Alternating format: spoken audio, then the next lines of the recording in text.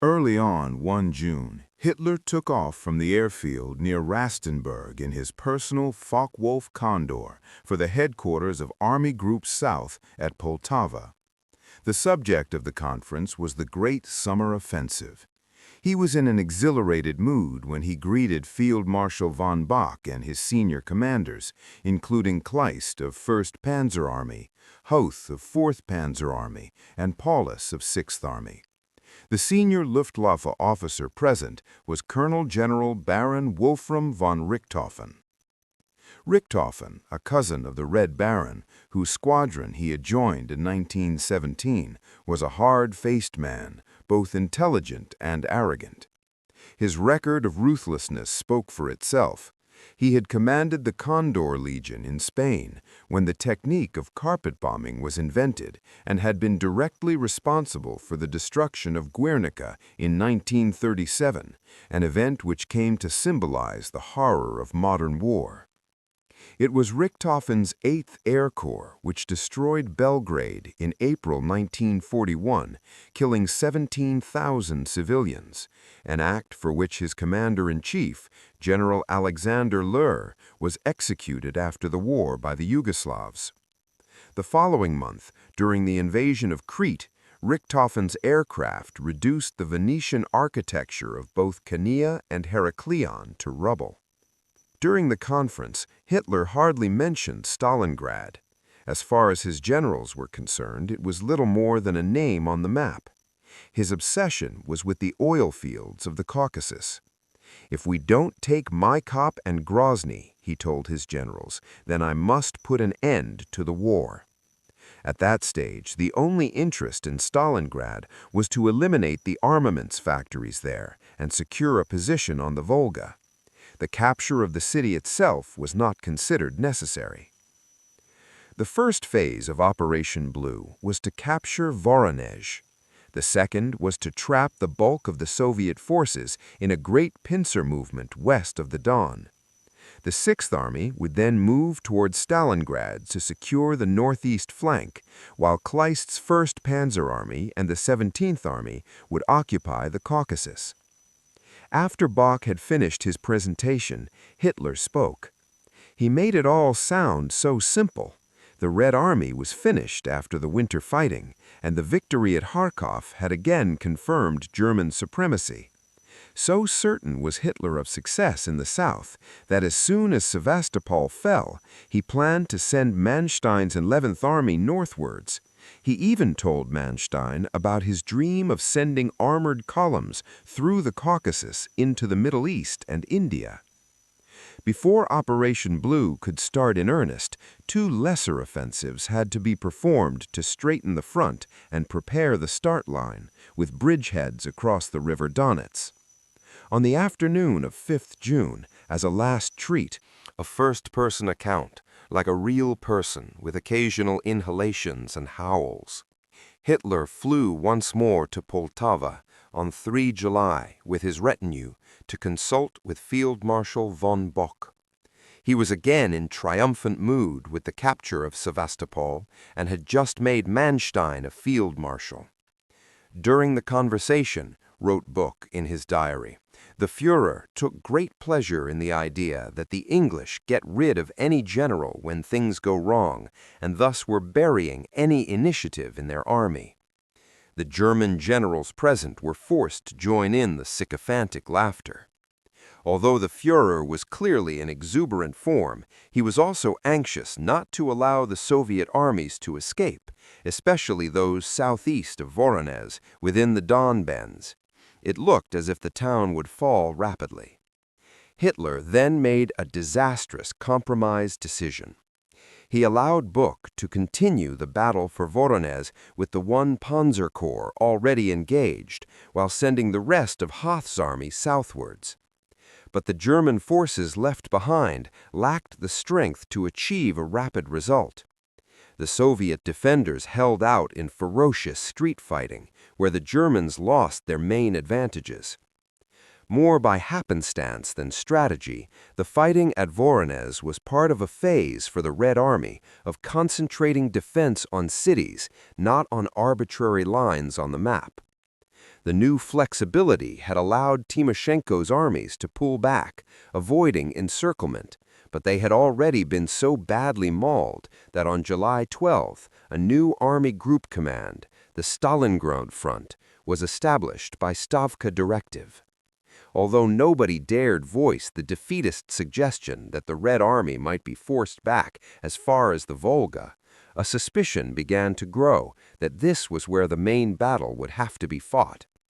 The most significant evidence was the prompt dispatch from Saratov of the 10th NKVD Rifle Division, whose 5 regiments came from the Urals and Siberia.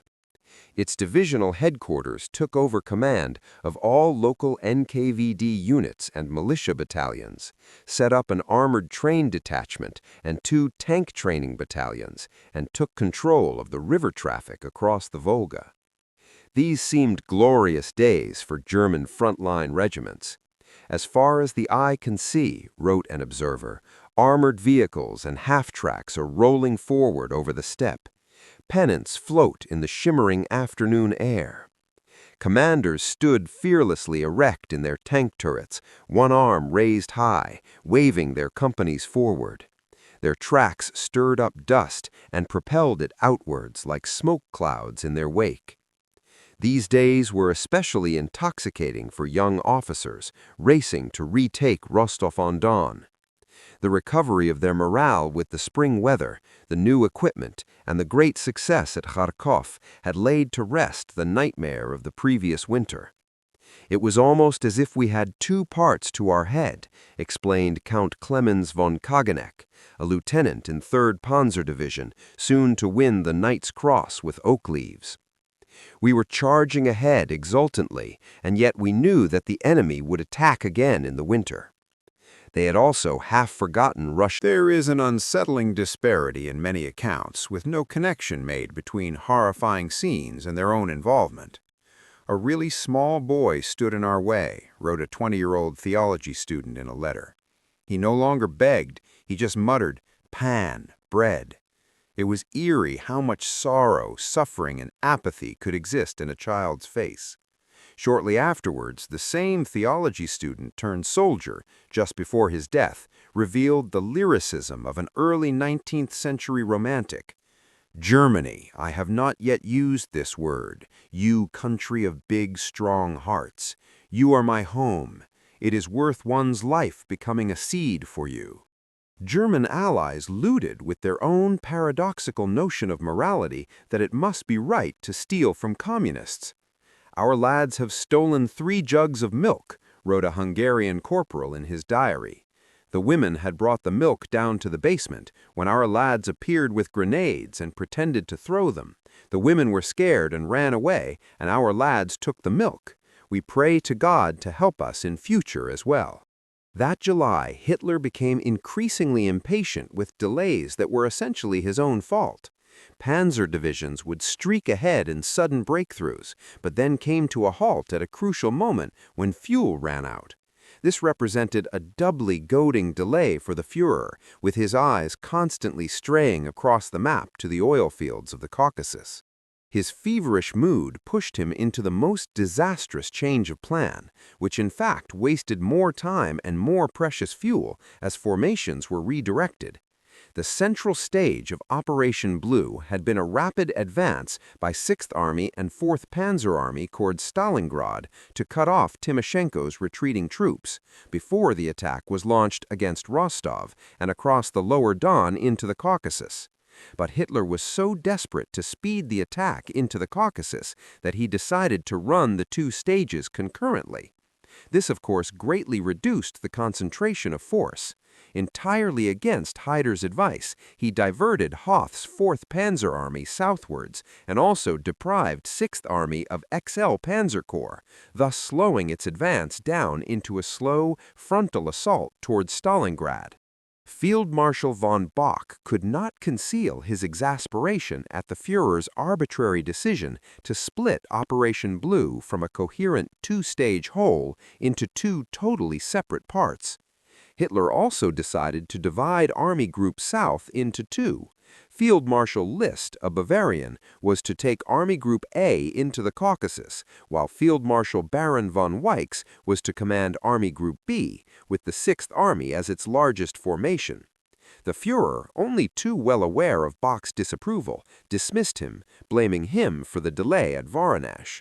Hitler thus changed not only the organization, but also the timing and the sequence which formed the line. Hitler had arrived at his new advanced headquarters at the Ukrainian town of Vinnytsia on 16 July. As an alternative to the Wolfschanze at Rostenburg, it was codenamed Werewolf. The word wolf, the old German version of Adolf, clearly gave the Führer an atavistic thrill. He was no doubt reassured to know that Vinnytsia was Fudenrein, cleansed of Jews, after mass executions by a police battalion the previous autumn. The town, it later transpired, had also been the site of Stalinist atrocities in 1938, when NKVD troops massacred over 10,000 Ukrainians, but the Germans did not discover the graves until 1943. The Werewolf complex of large and comfortable log cabins had been built in a pine wood north of the town. The deceptively simple Führer house was built round a private courtyard. Hitler, paranoid in enemy territory, also had a concrete bunker. His bodyguard, Rottenhuber, described the security precautions at Vinnytsia during his interrogation by Smersh officers soon after the end of the war. Stalin, who was obsessed with every personal detail about Hitler, received the special report from Abakumov, the head of Smersh. The effort and attention to detail when serving the Führer's needs and safety were reminiscent of a Byzantine court. Before he arrived, Gestapo teams searched the walls for microphones and explosives. A large vegetable garden was organized by a German horticultural firm, Seidenspiner, and dug by the Todt organization. Hitler's personal chef, Hauptsturmführer Vater, had to go out to select the vegetables himself. Any other vegetable destined for the Führer's plate had to be dug up under the eye of an appointed courier, who then brought the produce direct to the kitchen. All the food was chemically analyzed before cooking and sampled by a taster before it reached his plate. Samples from the water supply also had to be checked several times a day. Mineral water was bottled in the presence of couriers and brought in. Even the laundry was X-rayed to ensure that no explosive had been concealed. Oxygen tanks were stored outside the bunker, ready to pump in air, because Hitler was afraid of noxious vapors from the ferro-concrete. The Gestapo supervised the filling of these tanks and tested them regularly. The Führer's stay during the second part of July coincided with a period of great heat. The temperature was close to 40 degrees. Hitler, sweating profusely, was most uncomfortable, especially in his state of feverish impatience during the advance on Rostov. Unable to bear the weight, he kept goading Hyder to speed the operation. He had so convinced himself that the Red Army was in the final stages of collapse that on July 23rd he rewrote Operation Blue in Führer Directive No. 45. In a campaign which has lasted little more than 3 weeks, the deep objectives outlined by me for the south flank of the Eastern Front have largely been achieved. Only weak enemy forces have succeeded in escaping encirclement and reaching the far bank of the Don. Hitler, having already ignored the strategic rationale on which the whole plan had been based, now increased its objectives at a stroke. 6th Army would take and occupy Stalingrad. He was no longer content with the original idea of just advancing to the Volga and destroying the arms factories. Paulus should then send motorized groups down. The vast majority of all Allied soldiers were conscripts, of whom at least half were illiterate. A lack of familiarity with technological advance made them liable to panic if attacked by tanks or aircraft. Their daily pay, as a Romanian cavalry lieutenant acknowledged when captured, was only enough to buy 1 liter of milk. The medical services appeared to have changed little since the previous century. Morale in Hungarian units was not improved by the way the officers treated their men. Field punishment in the Allied armies could be arbitrary, if not chaotic. A man went to his comrade without the permission of his detachment commander, Corporal Balag recorded on 3 July. They wanted to hang him, but changed the punishment to 8 hours guard at night, but this was also postponed. 3 other soldiers were hanged, however. To my regret, it is as if we were still living in the 14th century. Romanian soldiers could still be condemned to flogging by their officers. Disciplinary measures had become even more necessary after the Romanian forces suffered 98,000 casualties in the siege of Odessa during the late summer of 1941. Few of them had understood the reason for continuing to advance east of the Dniester, once Bessarabia had been reoccupied.